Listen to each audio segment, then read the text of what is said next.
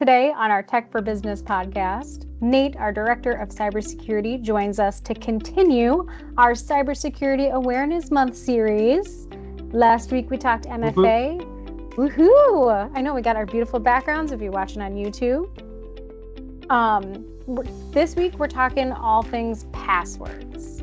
And I guess it's going to test me a little bit when we're talking passwords. We're talking strong passwords. So length has to be a certain length, complexity, uppercase, lowercase, numbers, symbols, smiley faces. I don't know. It can't have words and can't be like a pattern, like 1, 2, 3, 4, something. Did I miss anything? Yeah, it's really interesting because this is the reason why passwords are causing so many issues today is we're all trying to remember what to do, what not to do, think like a computer. We'll get into that. But yes, passwords kind of a necessary evil of accessing our application, right? Yeah. Oh my gosh. Everybody has them for everything. It's everything now. Yeah, and some people use it for the same password on everything.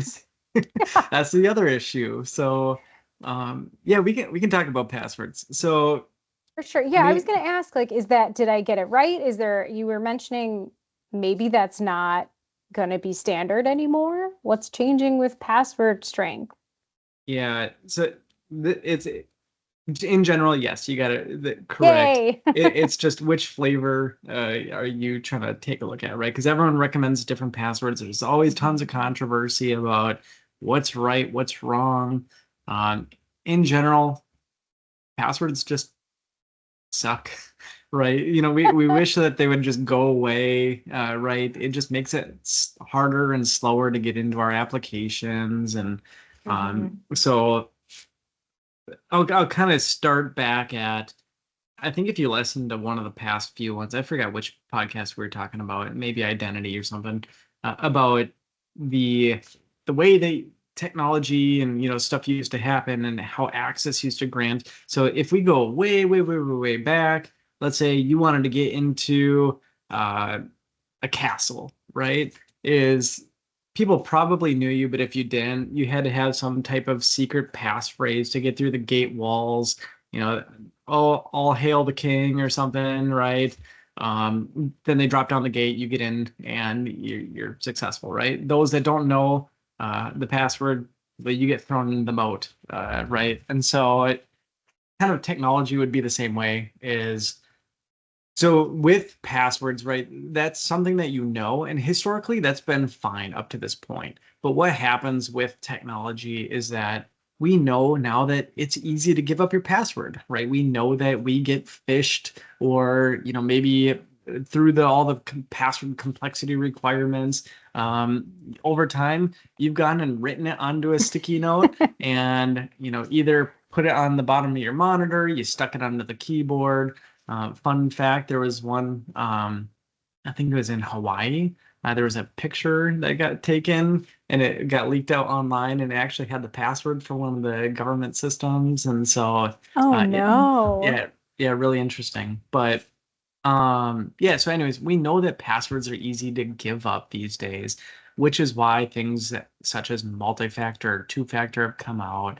It's now adding on to something into something you have or something you are. So something you have could be your phone, right? We get phone calls, we get the text messages, the push notifications, or there's also like physical hardware that is completely offline. It's hard to access. So right on my car keys, I've got 3 different UB keys. There's other flavors of this, and they're not a sponsor, but it's something that you can validate that no one else has this.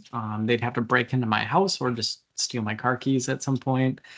And then also something you are, biometrics, right? It could be your fingerprint, your face ID if you're on a mobile phone.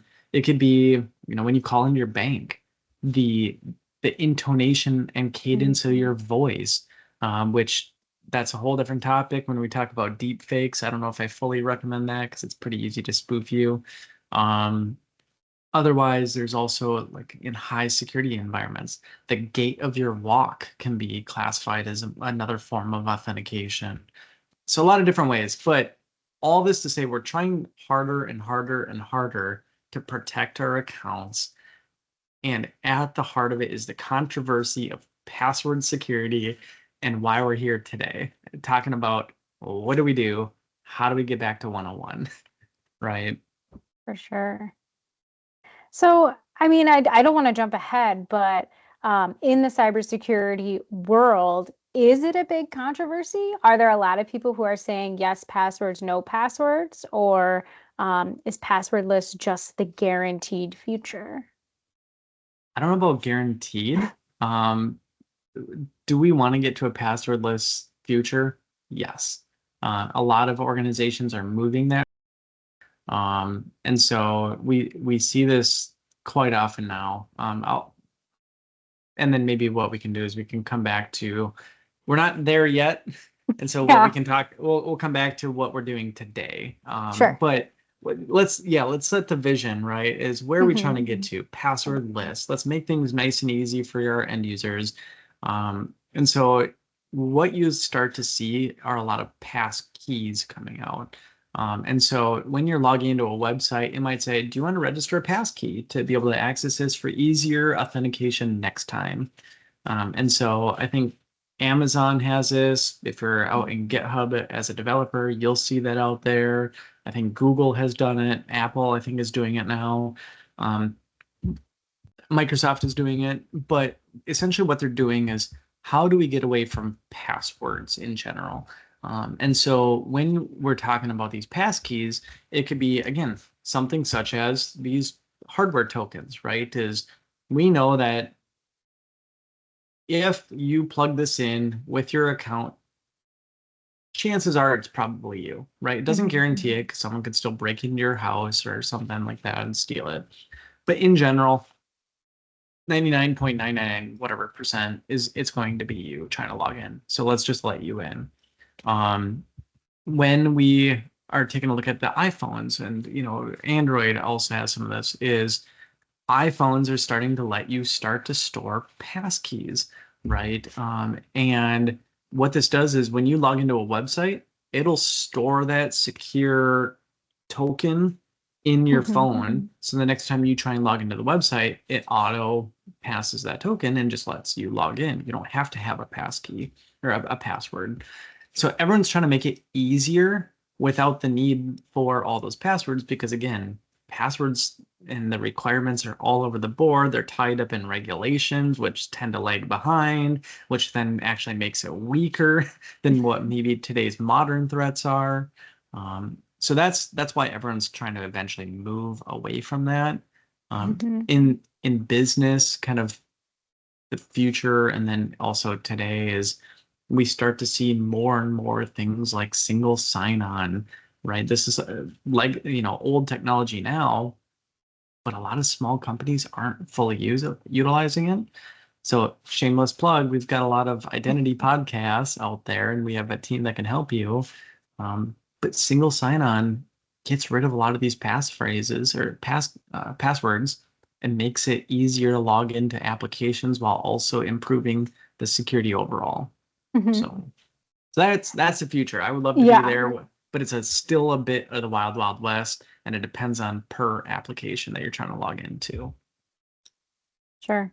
My quick question, because when, those passkeys that you're talking about with Google and Apple, I've definitely experienced that. I know our listeners have experienced that. Are those really safe? Are those the best security that we can really be interacting with outside of work? Because I imagine work is probably going to be a higher level expectation and tools. But for the personal at-home user, are those things we should be using?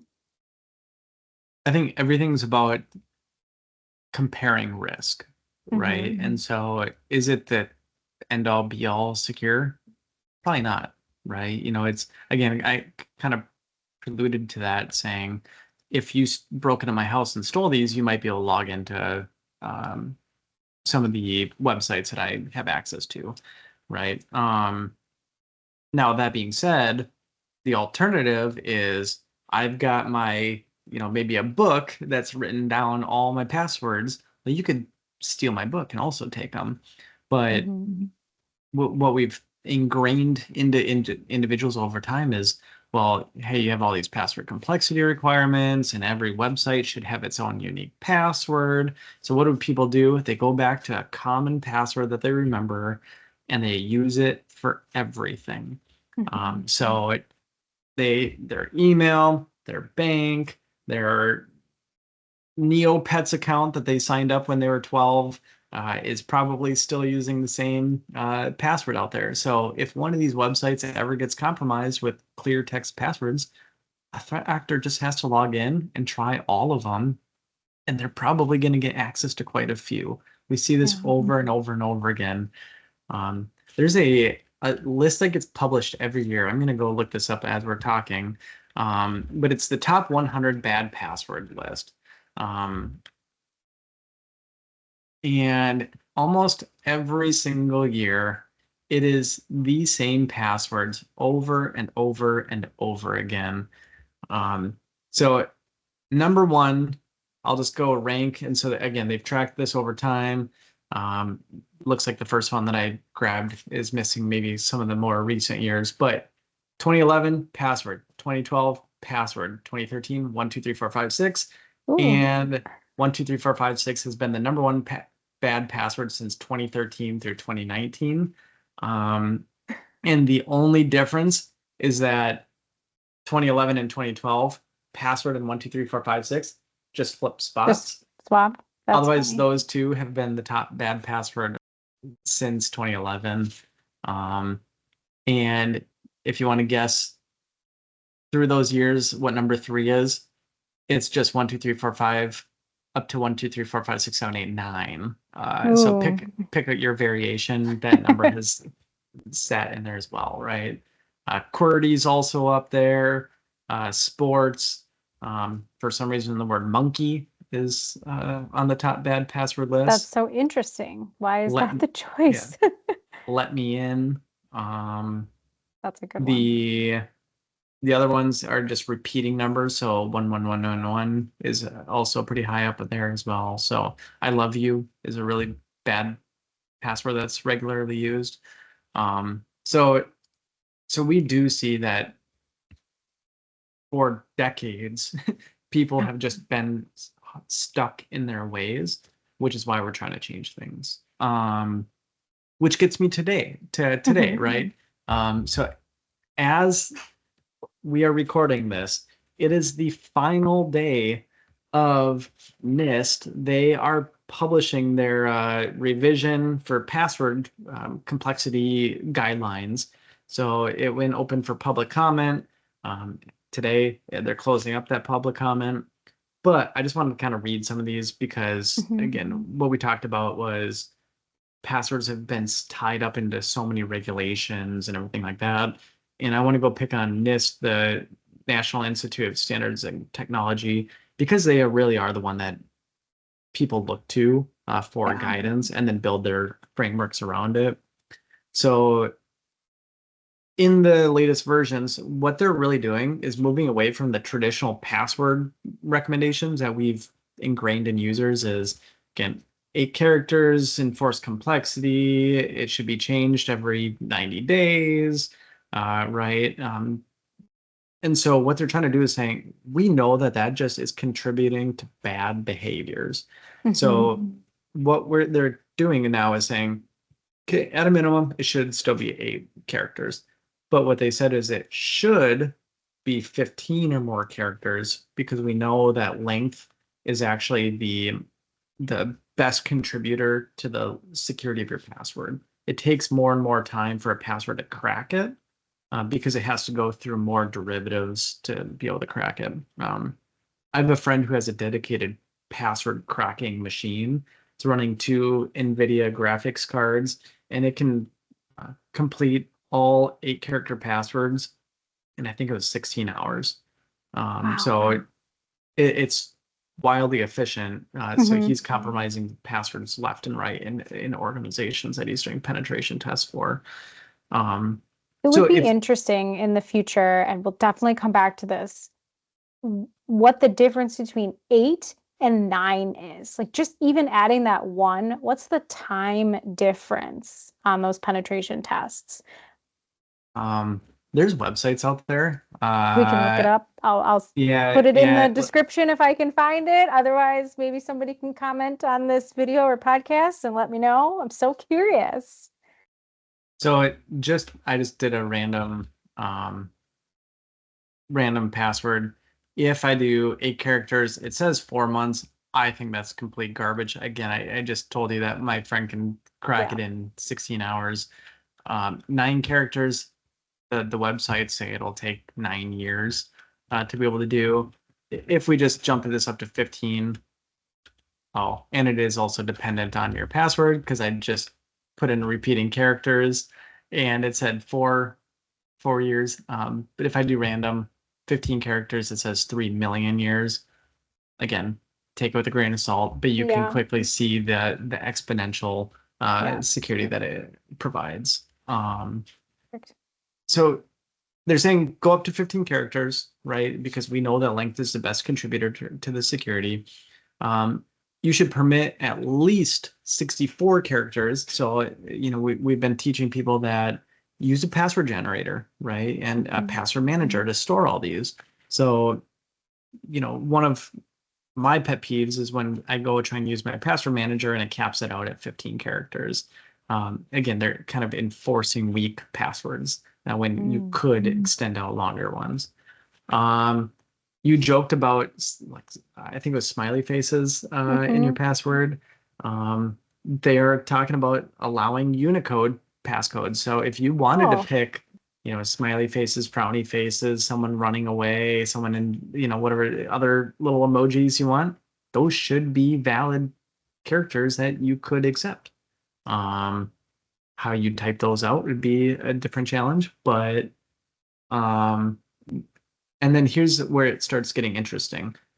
Verifiers and CSPs shall not impose other composition rules. So get away with the complexity requirements is what it's saying. What we know is that passphrases are far easier to remember than all these uppercase, lowercase. And so you could think of, your favorite quote in a book, or, maybe a saying that your grandma used to say to you when you were little, or, something like that, or something that's maybe just memorable, but makes no sense, right? I'll give you one of my passwords. It's not being used anymore. So for anyone that wants to go try and hack me, I think it was like 6 angry dolphins eating a penguin, right? Kind of morbid, but it was easy to remember for me at the time. And then kind of moving on beyond that, verifiers and CSPs shall not require users to change passwords periodically. So this is a big one, is allowing passwords to just remain the password. However, verifiers shall force a password change if there's evidence of a compromise of the authenticator, the password. So if we know that it's been compromised, force a change, stick it into a blacklist to where it can never be used again. But otherwise, until it's known to be compromised, there should be nothing wrong with it. And then kind of goes into a couple of the other things, don't allow, things that are knowledge-based authentication, like what's the name of your first pet? What's your mother's maiden name, right? The mother's maiden name is a really bad one because that's all over the internet. Public information. Ancestry, data brokers, it's all over there. And then those are kind of some of the changes that are coming up. Now, do I expect everyone to adhere to these right off the bat? No. We know that things, there's a lot of different regulations out there. I'm not going to go into each one, but they all have their own standards. So you should not go to your auditor and say, hey, hold on, NIST says that I don't need to change my password anymore. If PCI says that you need to rotate every 90 days, rotate every 90 days until regulations change, and adhere to whatever the next standard is. So. Sure. Yeah, I was just going to ask like how this is going to affect compliance down the road. Do a lot of those entities follow NIST? Like 5 years down the road, they're going to follow this idea? Yeah, so we did see a lot of the financial institutions start shifting this way. So, again, like the OCC, FIC, FDIC, all that type of stuff. OCC was kind of the first one that said we're going to move away from our standards and go follow NIST.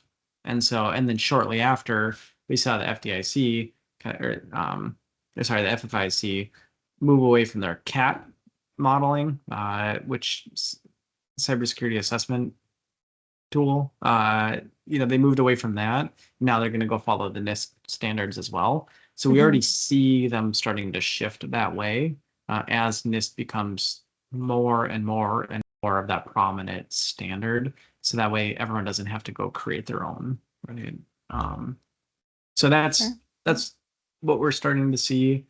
Those changes went into effect this year. All the FFIC CAT modeling deprecation was announced August 29th. So if you're in the finance industry, start planning for doing some NIST assessments. We'll see what the regulations and audit start to look like as that all gets refined. But definitely. So we talked kind of a large overview of passwords, what you're creating, what compliance is, passkeys, things like that. I'd like to just touch on password managers. We've got all these complex, and we don't have to deep dive because I do think we have other podcasts on it, but I have all these podcasts. They're long and complex, and I can't remember them. So I'm going to put them in my password manager, and now I've put all my eggs in one basket, and somebody is going to, get the key and now have the keys to the kingdom? I mean, how safe are password managers? that is the $1 million question, right? I'm going to tie it right back to that risk discussion that we just had, right? These companies are known for, storing all these passwords. Every account or every company's account, depends on how the backend architecture is fully encrypted. They should never have access to any of the data in there, even if their own systems are compromised. This is why I'll just pick on LastPass. You have something called the master password. That is your encryption key. It's the one password that you need to remember to be able to access your account. If you forget your master password, you don't get access to your passwords anymore. So you need to write those down, keep it secure, in a safe safety deposit box somewhere where it's safe, so that way you can still get access to it. But in general, these password manager companies, they are placing the most scrutiny of their assessments into protecting that data.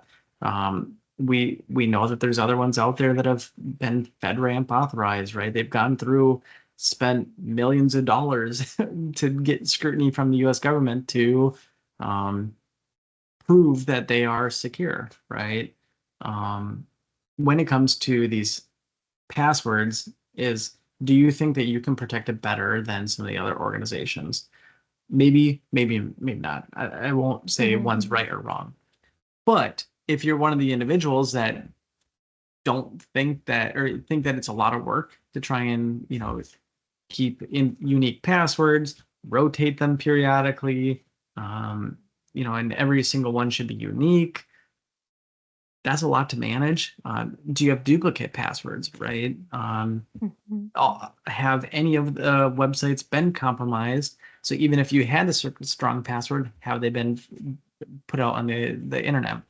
A lot of these password managers, they're keeping track of all that for you. So they'll say your security score is this, or we've seen that you've had risk because you've duplicated the password on these 3 websites. Maybe you should rotate 1 or 2 of them, or maybe all of them.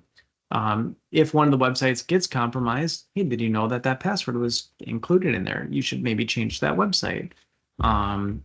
that's what they offer for you. Mm-hmm. Again, me personally, I use one because Yeah. I know that if I don't have one, I'm going to start using that password when it's convenient.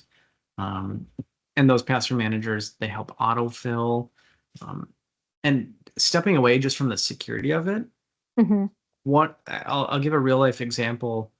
So my grandma, she passed away, some years ago.